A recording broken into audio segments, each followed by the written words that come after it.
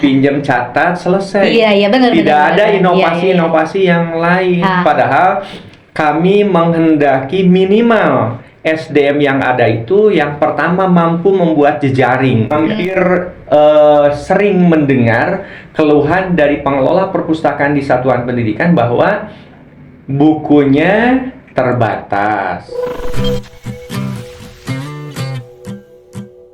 Hei kawan semua, ayo kita ke pustaka. Assalamualaikum warahmatullahi wabarakatuh. Bertemu lagi dengan saya Dede Sulastri di Mastaka. Mari sharing di perpustakaan. Kali ini kita kedatangan tamu yang sangat spesial sekali. Siapakah itu? Yuk, mau tahu nggak? Dia adalah Bapak Haji Dede Daniel.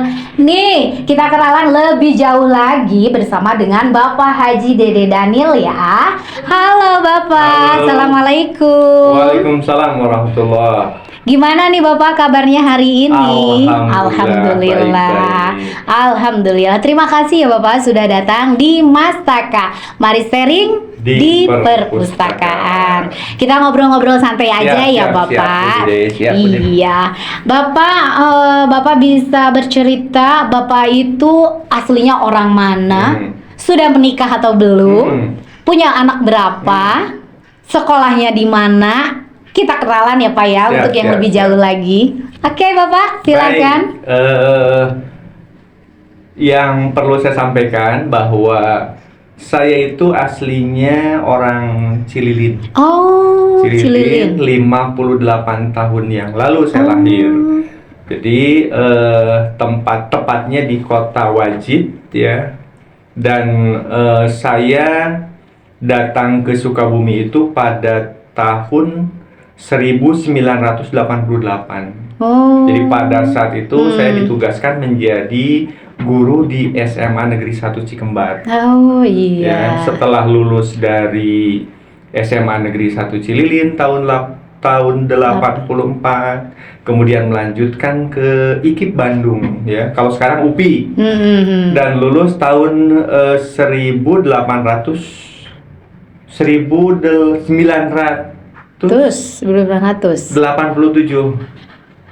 Bapak ke Salah ya. tahun iya, salah.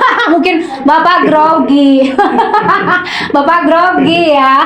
Bapak grogi, kita ulangi lagi. Bapak itu berarti bukan asli dari Sukabumi ya Pak ya? Bukan. Dari tadi teh apa? Negeri Wajid. Wajidnya di mana tah Bapak? Cililin. Cililin teh Di Bandung. Bandung Barat. Oh, orang Bandung berarti Bapak tehnya Bandung Barat. hijrah ke Sukabumi. Betul. Berarti hijrah itu karena Bapak berarti hijrahnya Bapak karena tugas. Berarti dia pindah ke Sukabumi. Apakah Bapak pas saat pindah itu sudah menikah atau belum?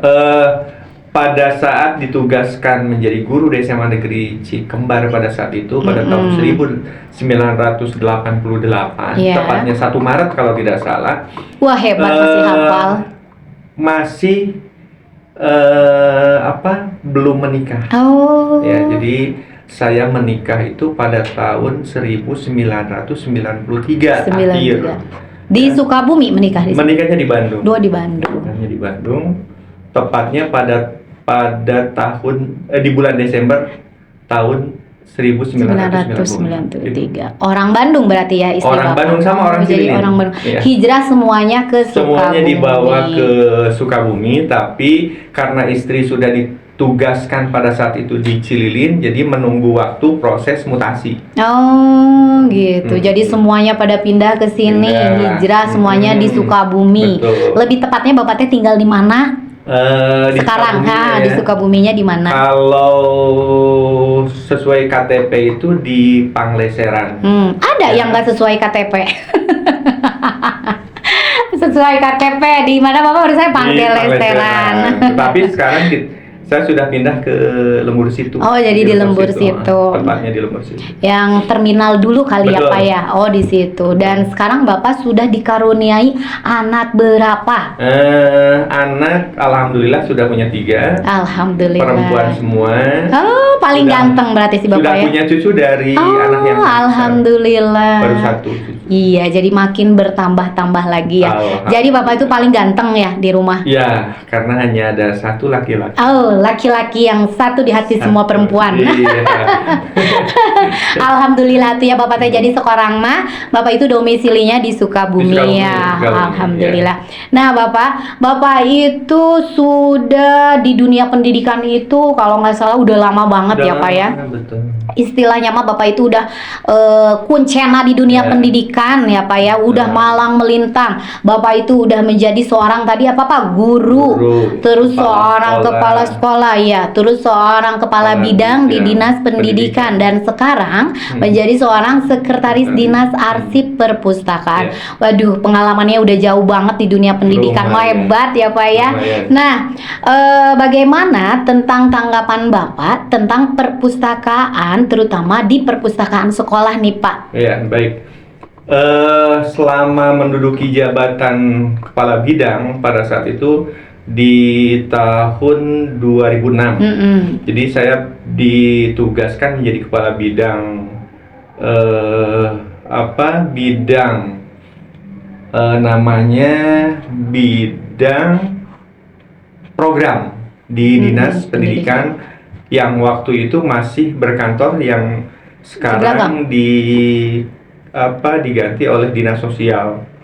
Jadi pada saat itu masih kepala bidang program ya 2006, kemudian 2007 menjadi kepala bidang Dikmen yang mengelola SMA SMK. Nah, kami mengenal perpustakaan itu sebagai sesuatu yang sangat penting ya, karena kita tahu bahwa ruh pendidikan itu adalah literasi. Literasi salah satunya ada di perpustakaan. Nah, bagaimana kami sebagai kepala bidang yang mengelola pendidikan pada saat itu meningkatkan layanan, khususnya pengelolaan perpustakaan menjadi sarana untuk peningkatan kompetensi siswa. Sehingga kami menyadari bahwa satuan pendidikan yang pengelolaan perpustakaannya baik, maka bisa diyakini bahwa kompetensi atau prestasi siswanya juga pasti baik. Begitu. Wah, ini mau Bapak pengalamannya banyak banget ya. Berarti Bapak itu adalah guru saya juga merenannya. Ya, Saya waktu kecil Bapak kan udah jadi guru ya. Berarti Bapak itu kan dari guru jadi seorang kepala udah benar-benar berpengalaman di dunia pendidikan ya Pak ya. Jadi jadi Bapak pindah ke perpustakaan teh sudah nggak asing lagi kali ya, sinkron ya Pak ya. Udah pas gitu ya. Dan gini Bapak, kan saya pernah dengar tuh ya, kayak istilah-istilah gini, perpustakaan itu adalah jantungnya pendidikan. Tetapi banyak banget gitu ya Pak ya, di sekolah-sekolah itu mereka yang belum perpustakaannya yang belum pas, tapi mereka mendapatkan akreditasi A. Nah, gimana tuh Pak?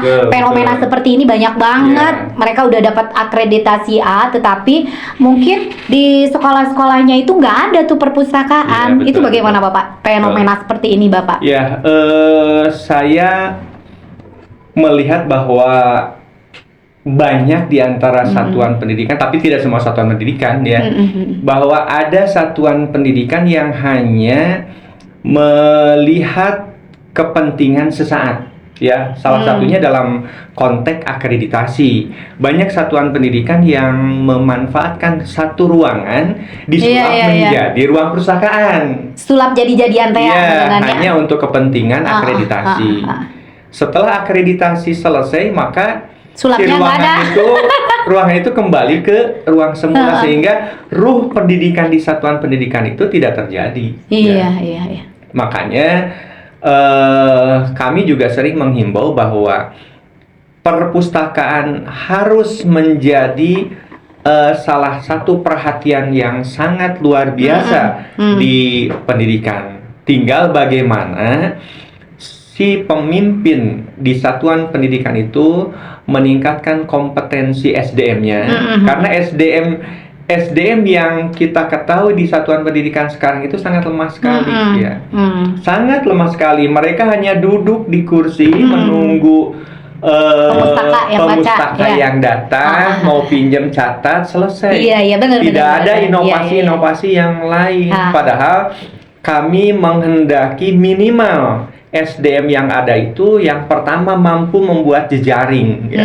Artinya bagaimana berkoordinasi dengan lingkungan terdekat saja, misalkan dengan guru, dengan kepala sekolah, dengan komite sekolah, bagaimana menunjukkan tauladan terhadap para siswa. Ketika kita menggugah para siswa untuk ke perpustakaan, tapi mereka yang notabene berada di dalam gitu ya, dan harus menunjukkan tauladan tidak pernah masuk ke perpustakaan.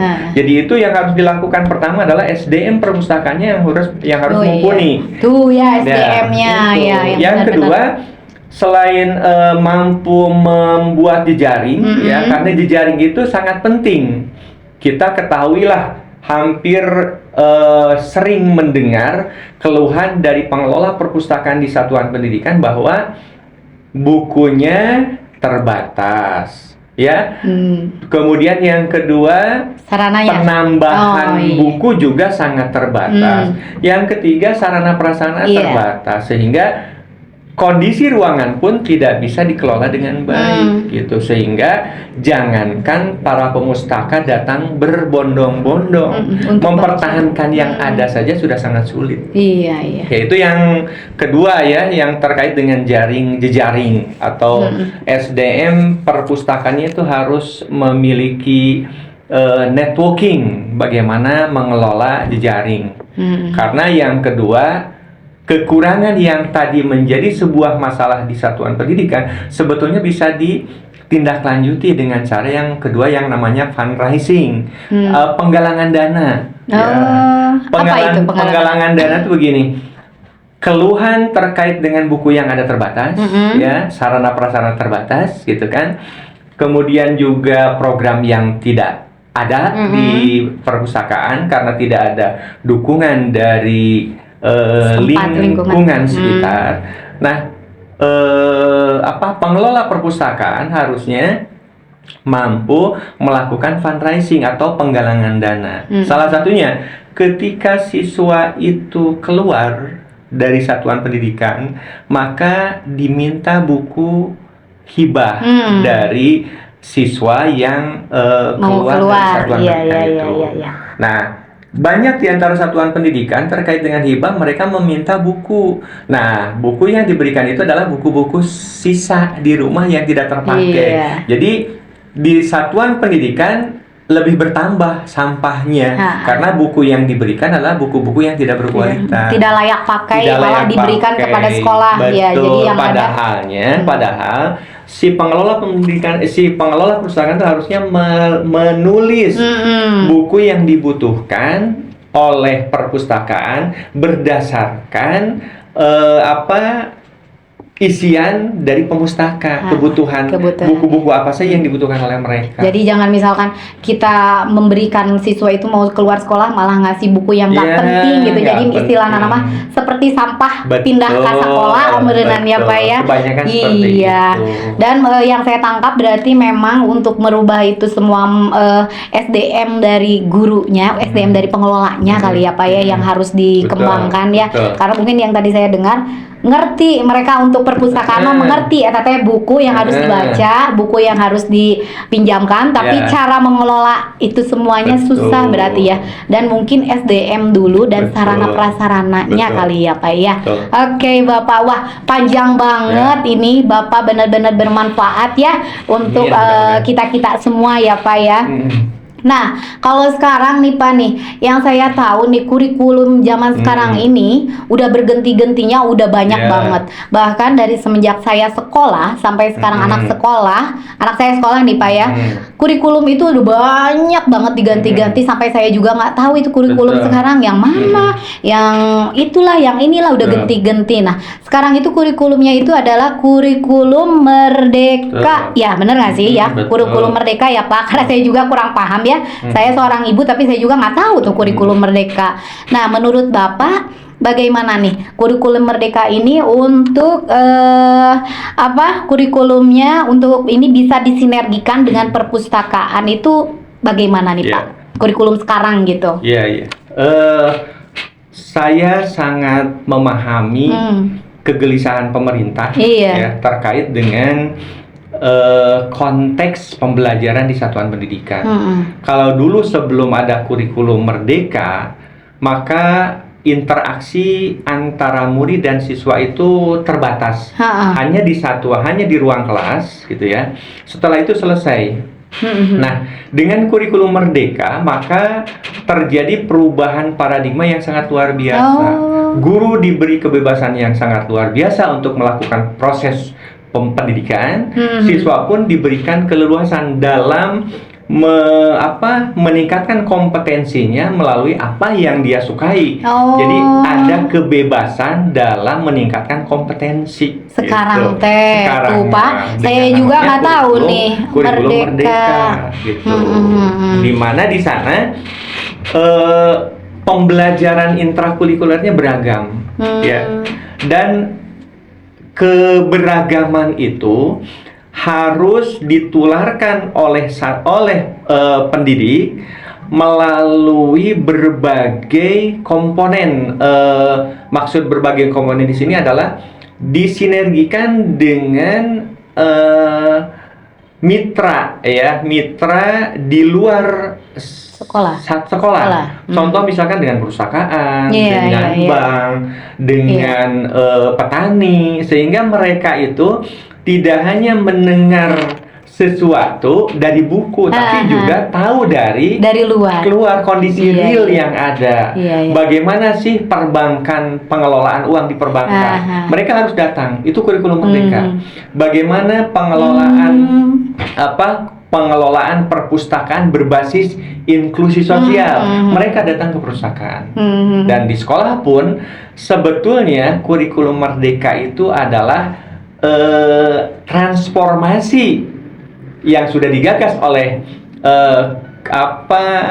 Perpustakaan Nasional, bahwa pendidikan pun harus mentransformasikan peserta didik berbasis inklusi sosial. Artinya pendidik itu harus bisa mengetahui potensi siswa, tidak pernah sama antara yang satu dengan yang lain. Kembangkanlah potensi siswa berdasarkan potensinya masing-masing. Kemampuan masing-masing. Iya, jangan disamakan. Berarti berarti beda banget sama zaman saya Sangat kurikulumnya beda, ya. sangat beda. Sekarang mah mungkin lebih ke zaman membebaskan anak sesuai dengan potensinya masing-masing kali ya. Terus juga mungkin kurikulum sekarang itu jadi belajar teh tong monoton wae di kelas meureun kitu meureun ya Pak ya. Jadi sekarang mah mungkin belajar itu nggak harus kita stay di buku di kelas, kita mungkin harus outdoor juga, mungkin salah satunya mungkin berkunjung ke perpustakaan gitu meureun ya bapaknya. Kurikulum ayeuna teh abdi oge namanya apal atuh.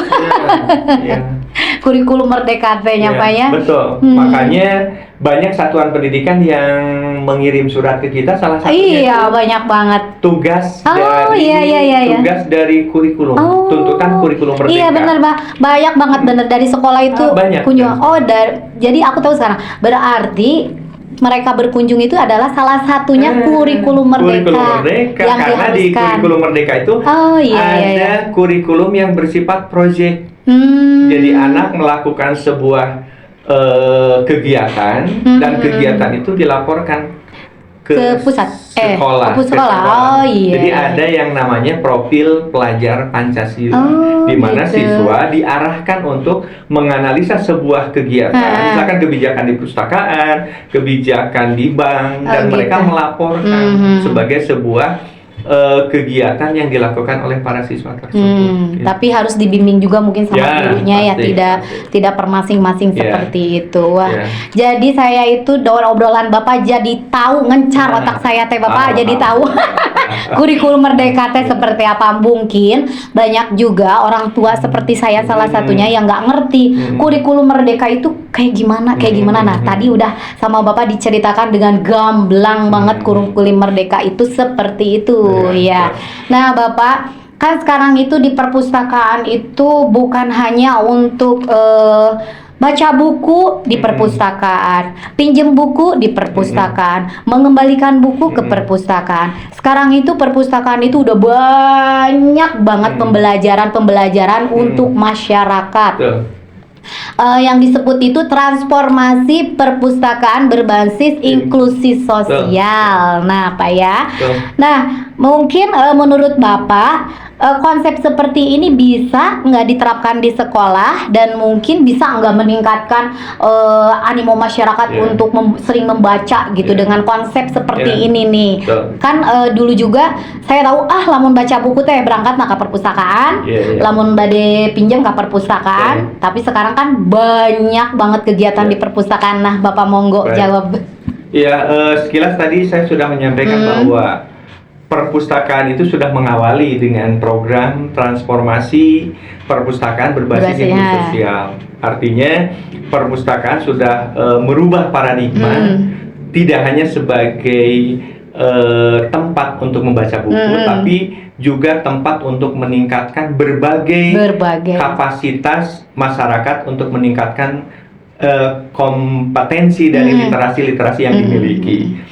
Begitupun juga di satuan pendidikan. Jadi sangat linier ya, sangat pas gitu. Karena dari awal satuan pendidikan itu fungsinya meningkatkan kompetensi siswa yang berbeda TH, yang beragam TH. Berarti kan setiap siswa di satuan pendidikan mungkin memiliki potensi yang berbeda-beda. Iya. Berarti kan pembelajaran yang baik adalah pembelajaran berbasis inklusi sosial. Artinya penerapan mata pelajaran matematika ke si A akan berbeda dengan pembelajaran matematika ke si B. Dan fungsi dari fungsi dari pembelajaran adalah mengoreksi potensi yang sebenarnya ada di siswa itu apa. Jadi kita sebagai pendidik sebetulnya tidak harus memaksa seseorang itu pintar di matematik. Kalau dia potensinya di seni. Iya. Tong dipaksa gitunya. Ayo bahasa buru-buru bisa matematika. Betul. Jadi fungsi satuan pendidikan itu adalah mengeksplor. Mengeksplor potensi siswa, dia itu di mana? Di olahraga, di seni, di matematika, di IPA. Oh, ketinggalannya budak ieu mah cocok jadi dokter. Jangan dipaksa jadi tentara, gitu kan? Jangan dipaksa kudu bisa main bola. Ari teresep mah ya. Nah, kebanyakan kita salah mengapresiasi gitu ya. Ketika anak pintar matematik, maka dipaksa kemana-mana latihan, akhirnya anak menjadi stres. Sebab fungsi dari satuan pendidikan itu adalah bukan menciptakan. Artinya kalau menciptakan kan dipaksa, dicetak untuk menjadi sesuatu. Tapi satuan pendidikan itu adalah tempat untuk melahirkan bakat-bakat, melahirkan dokter, melahirkan insinyur, melahirkan pustakawan dengan potensinya masing-masing. Jadi ketika dia sukses tidak karena dipaksa. Sukses karena lahir memang potensinya itu. Kemampuan masing-masing ya. Jadi memang perlu juga ada penyadaran dari masyarakat bahwa jangan memaksa anak untuk pintar sesuatu kalau memang potensinya bukan di sana. Mungkin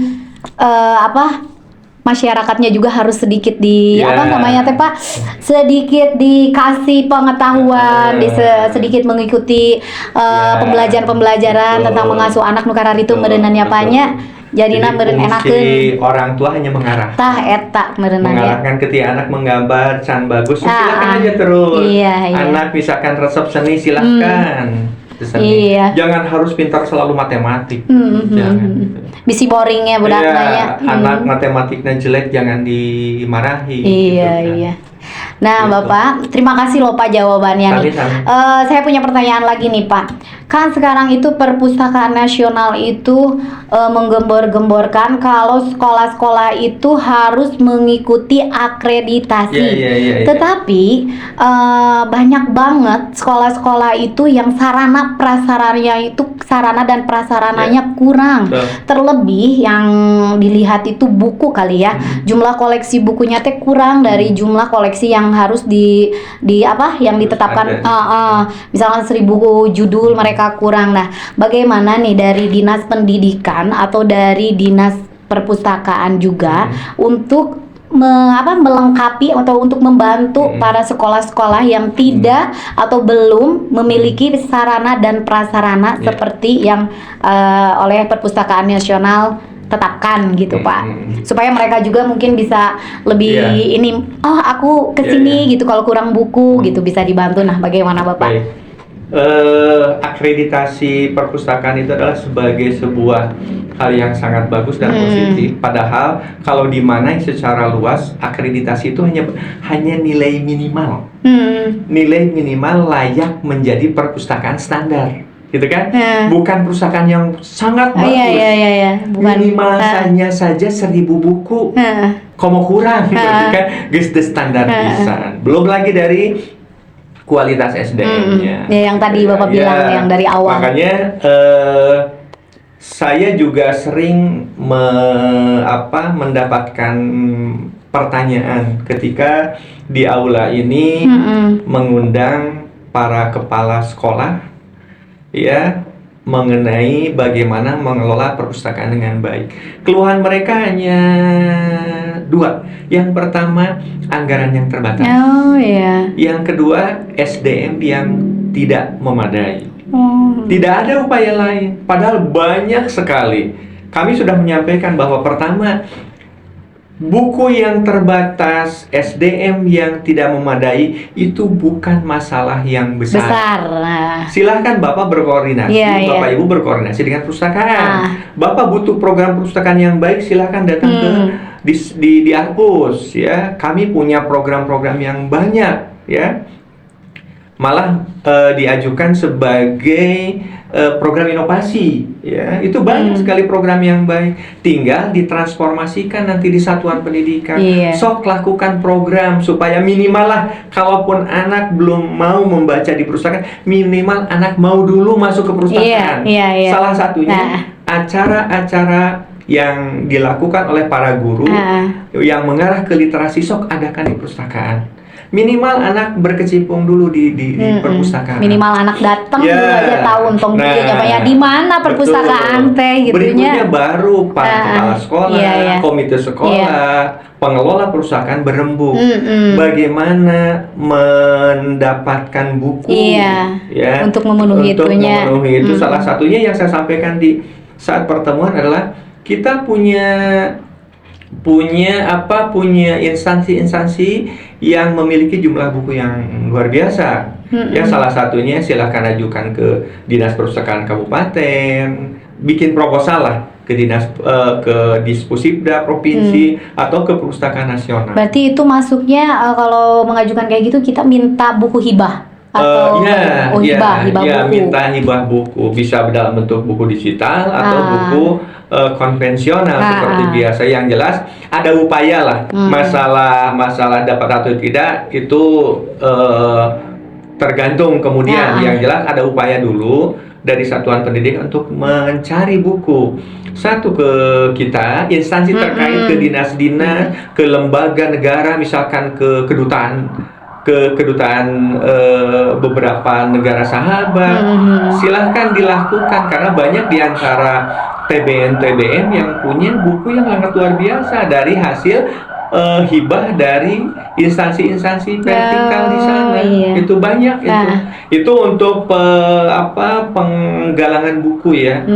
Kemudian juga kalau misalkan proposal itu datang ke kita pun akan nge-share ke TBM yang kalau tidak salah kemarin pada saat rapat itu ada TBM yang bersinergi dengan TBM di seluruh Indonesia dan punya banyak buku. Artinya kalau satuan pendidikan butuh buku bisa dibantu. Berarti itu ya Pak ya, punten Pak ya. Berarti solusi untuk kekurangan buku teh berarti bukan masalah besar yang saya tangkap Maya. Bukan masalah besar. Saya teh nggak bisa ikutan akreditasi, bukunya sedikit, berarti harus tahu dulu ya usaha untuk mendapatkan bukunya. Berarti seperti yang Bapak bilang itu hal kecil merenan ya Pak ya.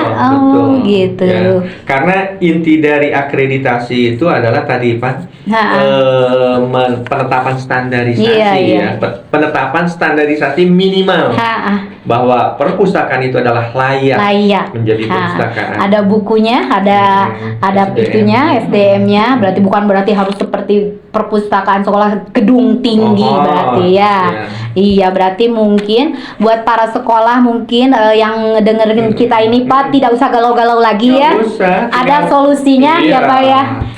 Ada koneksi ya, dengan- koneksinya banyak ya. koneksi dengan ya kalau silaturahmi kan pastilah benar ya. punya Ha. ada solusi, ada Iya. solusi dari permasalahan yang dihadapi oleh satuan pendidikan. Iya.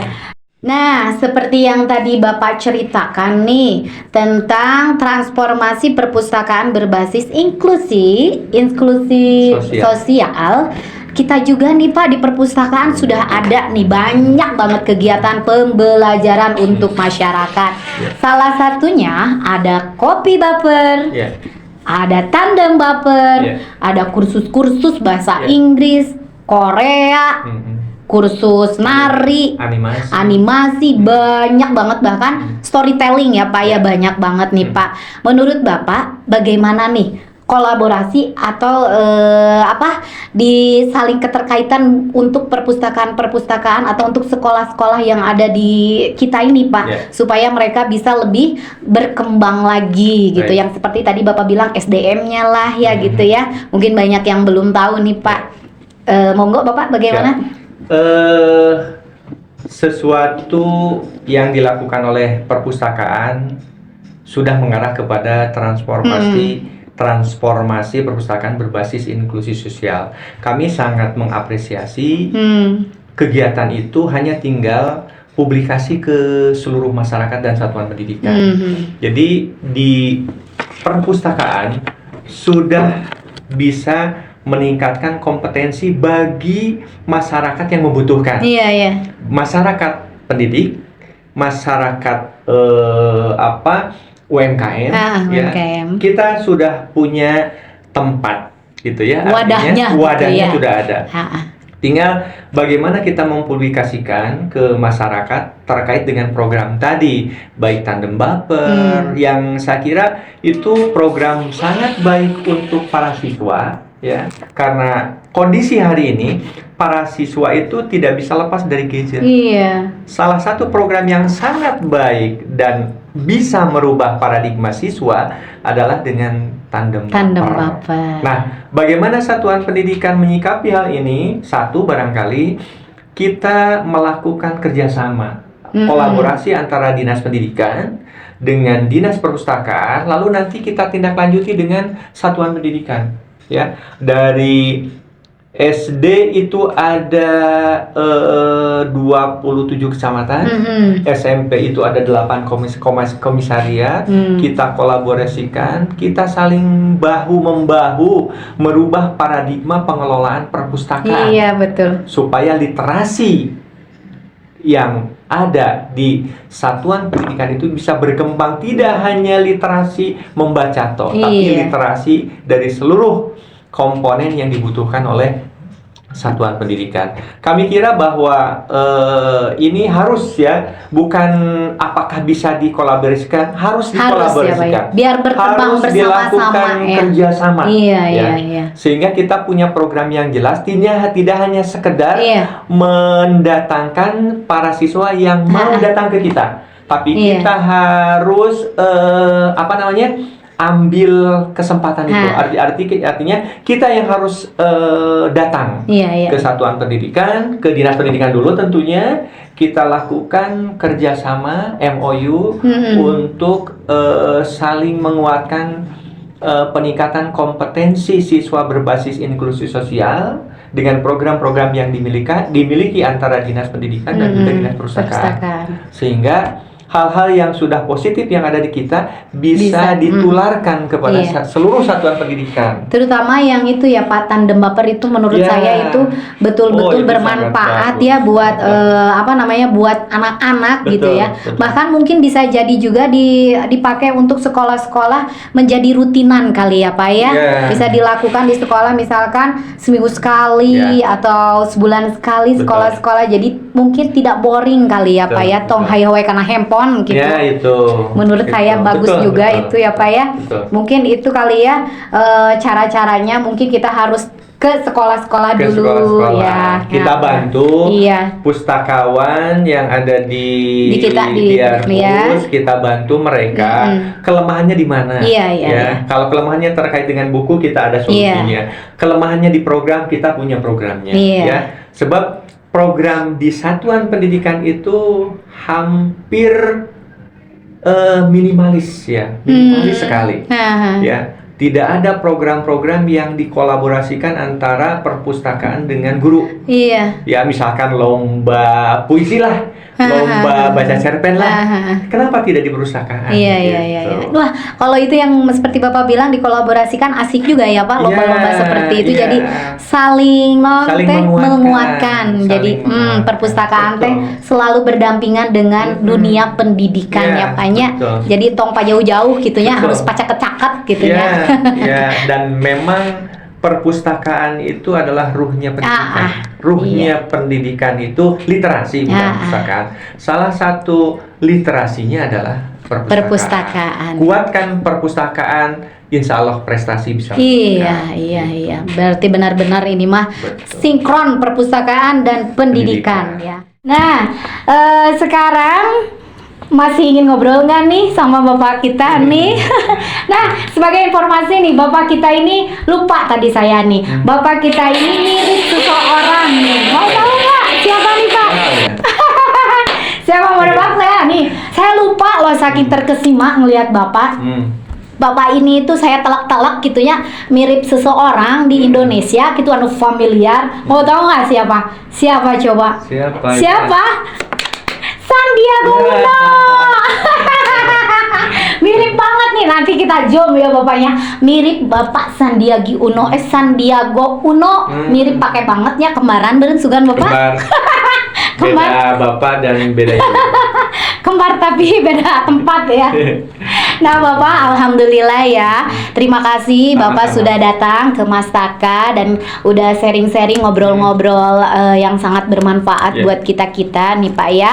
Semoga Bapaknya diberi kesehatan, keselamatan ya, keluarga Bapak juga diberi kesehatan. Dan Bapak nih, sebelum penutupan boleh Bapak memberikan quote kepada kita-kita semua supaya kita-kita semua itu lebih semangat lagi untuk datang ke perpustakaan, untuk membaca di perpustakaan ya. Kita dengerin dulu quote dari Bapak. Ayo Bapak Sandiaga Uno.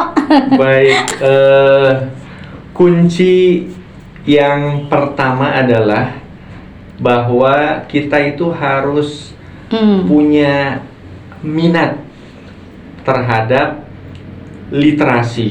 Artinya kita punya minat untuk mengembangkan diri supaya bisa berinteraksi dengan masyarakat luas.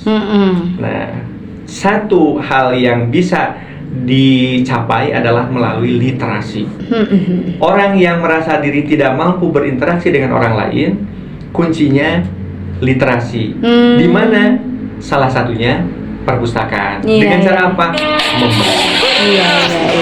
Berarti kuncinya literasi dan minat ya Pak nih.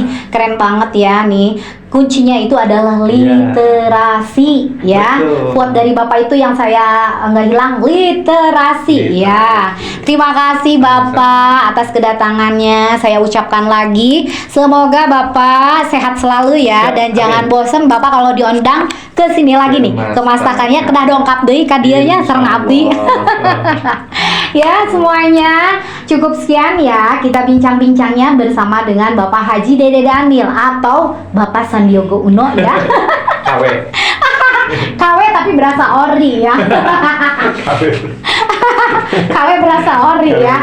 Iya, pokoknya ditunggu lagi ya kedatangan Bapaknya. Nah, sebelum kita berpisah, kita salam literasi dulu dong, Pak. Kita ke sana. Yuk, salam literasi. Yuk, assalamualaikum warahmatullahi wabarakatuh.